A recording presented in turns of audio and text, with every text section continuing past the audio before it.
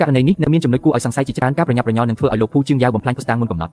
នាងបានផ្ញើសារទៅលោកជឿនចាស់ឲ្យគាត់បន្តស៊ើបអង្កេតឯកសារលម្អិតនៃឧបទ្ទហេតុរថយន្តរបស់ស៊ីជីងហ៊ឺនិងកំណត់ត្រាធ្វើដំណើររបស់ភូជឿងយ៉ាវកាលពីខែមិថុនាឆ្នាំមុនលោកជឿនចាស់ក៏ឆ្លើយតបយ៉ាងលឿន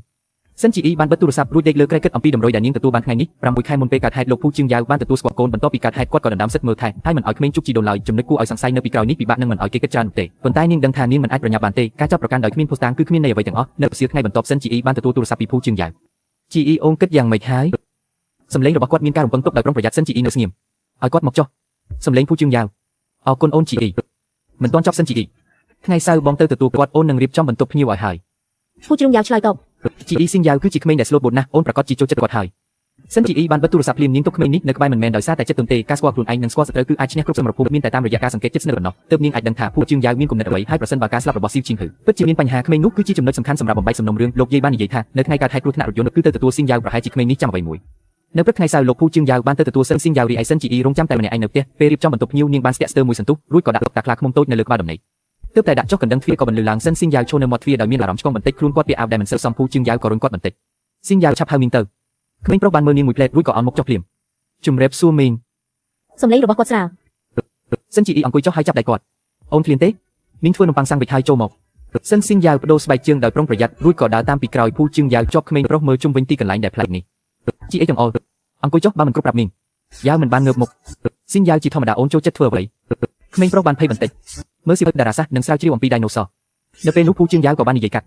ស៊ីងយ៉ាវរៀនពូកែណាស់រាល់ពេលប្រឡងជាប់លេខ1ក្រោយអាហារថ្ងៃត្រង់លោកភូជឿងយ៉ាវទទួលទូរស័ព្ទហើយប្រញាប់ចេញទៅទ្វារបិទភ្លាមក្នុងផ្ទះនៅសល់តែនាងនិងសិនស៊ីងយ៉ាវអង្គុយនៅជ្រុងសាឡុងដោយមិនកម្រើករីឯសិនជីអ៊ីអង្គុយទល់មុខគាត់មនុស្សទាំងពីរនាក់មិនបាននិយាយអ្វីទេគ្រាន់តែរើសទស្សនាវដ្តីមួយមកមើលបន្ទាប់ពីមួយសន្ទុះនាងក៏ចាប់អារម្មណ៍ឃើញសិនស៊ីងយ៉ាវចេះតែមើលផែនដីនៅឆ្ងាយមើលរួចមកក្បាលសិនជីអ៊ីដាក់ផែនដីនៅលើតុតែអូនមើលនេះអាចបង្វិលបានសិនស៊ីងយ៉ាវស្ទាក់ស្ទើរមួយសន្ទុះរួចក៏លូកដៃបង្វិលផែនដីថ្នម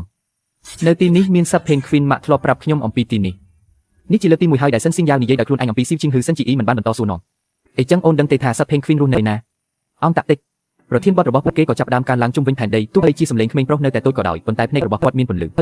សិនស៊ីងយ៉ាវបានយកសៀវភៅតារាសាស្ត្រចាស់មួយក្បាលចេញពីកាបូបស្ពីគាត់បើកមើលដោយប្រុងប្រយ័ត្ននេះមកឲ្យខ្ញុំគាត់ប្រាប់ខ្ញុំថាផ្កាយគ្រប់ដួងសុទ្ធតែមានឈ្មោះរបស់វាជីអ៊ីរំជួលចិត្តបន្តិចម៉ាក់អូនក៏ចូលចិត្តដែរឬគាត់មកក្បាលសិនជីអ៊ីមិនបានសួរបន្តទេនាងមើលទៅឃើញថាក្មេងនេះកំពុងព្យាយាមមិនឲ្យខ្លួនឯងយំនៅយប់នោះសិនស៊ីងយ៉ាវដេកនៅក្នុងបន្ទប់ភ្ញៀវរីឯសិនជីអ៊ីបានជួយដណ្ដប់ភួយឲ្យគាត់យ៉ាងយកចិត្តទុកដាក់មីងអរគុណមីងដែលឲ្យខ្ញុំរស់នៅទីនេះ